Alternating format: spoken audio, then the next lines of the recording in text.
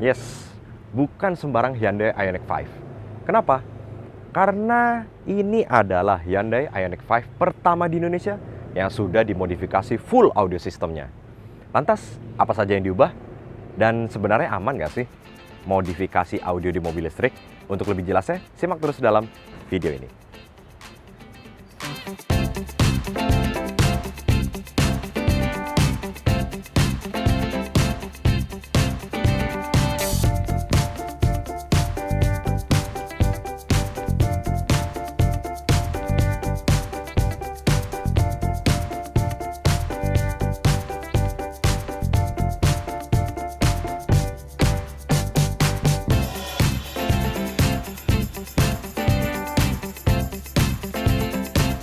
Oke, jadi ini adalah Hyundai Ioniq 5 tipe signature.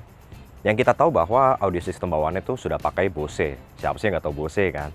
Nah, cuman pemilik mobil ini masih kurang puas dengan sistem audio bawaannya. Maka dari itu, mobil ini dibawa ke rumah modifikasi audio Kartens Jakarta di Fatmawati, Jakarta Selatan. Dan dilakukan modifikasi audio sistemnya full, total. Jadi bawaannya itu sama sekali tidak dipakai, kecuali head unit. Tapi tetap menjaga tampilan OEM look. Jadi memang ini alirannya OEM look. Lantas ada apa aja sih? Kita lihat bagian depannya dulu ya. Jadi untuk bagian depan bisa dilihat head unit masih bawaan, tidak ada yang berubah pada bagian sini. Cuman untuk speaker sudah diganti dengan format audio system 3-way. Bisa dilihat ini speaker mid-range dengan custom pilar supaya speaker mid-range bisa terpasang di kiri kanan. Dan juga tweeternya juga sudah ganti. Jadi untuk speaker tweeter, mid-range, dan mid-bass yang berada di pintu, ini full set menggunakan speaker vokal Otopia M. Dan juga di sini ada unit digital audio player sebagai player untuk mendengarkan musik selain dari head unit. Dan juga di bawah sini ada controller untuk mengatur volume si speaker pada saat sedang dinyalakan.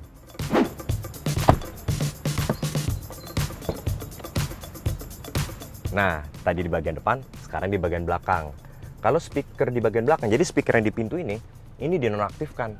Digantinya sama speaker yang di atas ini. Ini speaker vokal mid-range. Ada di bagian kiri dan kanan. Fungsinya apa? Karena speaker bawah sudah dimatikan, speaker ini digunakan sebagai surround untuk bagian belakang. Kenapa alasannya? Nanti saya akan jelaskan.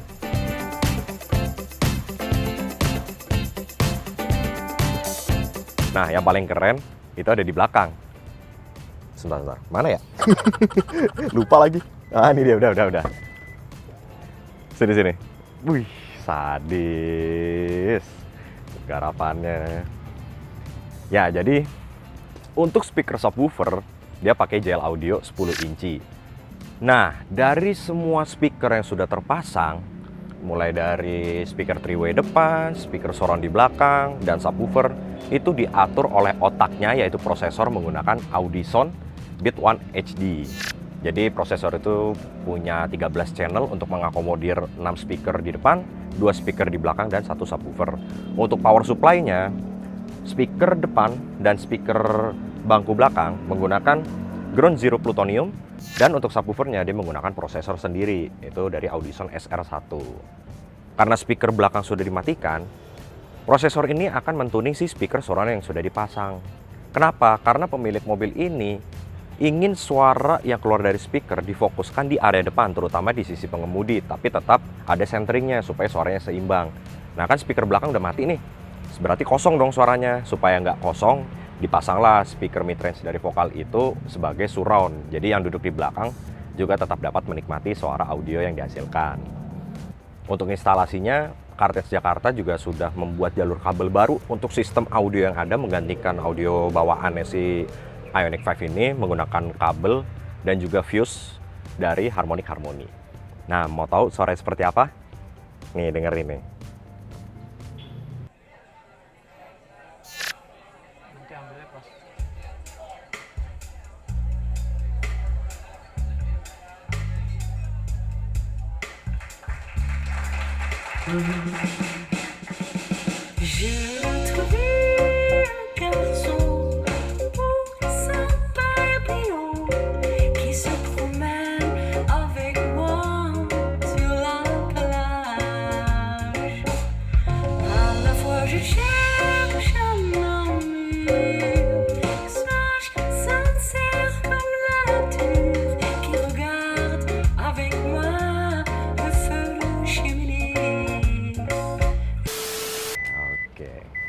Keren, keren, keren.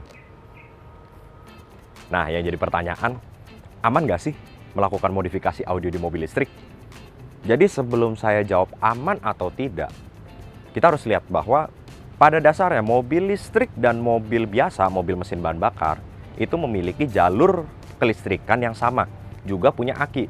Sama halnya dengan mobil biasa yang memiliki aki. Aki itu difungsikan untuk memberi arus listrik 12 volt ke perangkat-perangkat elektrikal, salah satunya audio mobil. Jadi kalau dibilang aman atau tidak, saya bisa bilang aman. Tapi amannya itu dalam konteks bagaimana pada saat proses instalasinya. Dari Cartest Jakarta, dia menggunakan sistem instalasi komponen to komponen, di mana dari aki dihubungkan ke sekring atau fuse, membuat jalur kabel baru. Dan dari fuse dipasang lagi jalur kabel ke perangkat-perangkat audio aftermarket. Jadi perangkat audio bawaan seperti speaker bawaannya yang mobil ini kan sudah menggunakan Bose. Speaker Bose-nya itu cukup dilepas, dimati istilahnya apa ya? Dinonaktifkan, ditambah jalur kabel baru untuk memasang si speaker vokal ini. Begitu juga ke perangkat-perangkat seperti prosesor dan power amplifier. Itu juga dibuatkan jalur kabel baru, dan jalur kabel bawaannya itu tidak terpakai. Pada saat ingin dikembalikan ke seperti semula, tinggal melepas jalur kabel yang sudah dipasang audio aftermarket, dipasang lagi jalur kabel audio bawaannya. Jika pada mobil mesin bahan bakar, dengan instalasi seperti itu ya juga sama saja amannya. Berbeda kalau jalur kabelnya itu menggunakan sistem kayak suntik kabel atau ada sambungan yang tidak rapi. Dari segi kemampuan audio mobilnya juga kurang maksimal karena jalur kabel audio aftermarket dengan jalur kabel audio bawaannya belum tentu cocok. Dan juga risiko korsleting tinggi karena model putus sambung seperti itu. Ataupun juga soket to soket mungkin lebih aman, tapi soketnya itu sendiri kalau menerima arus listrik besar belum tentu kekuatannya bisa sebaik yang langsung dibuatkan jalur baru dari aki, sekring, dan ke perangkat-perangkat audio.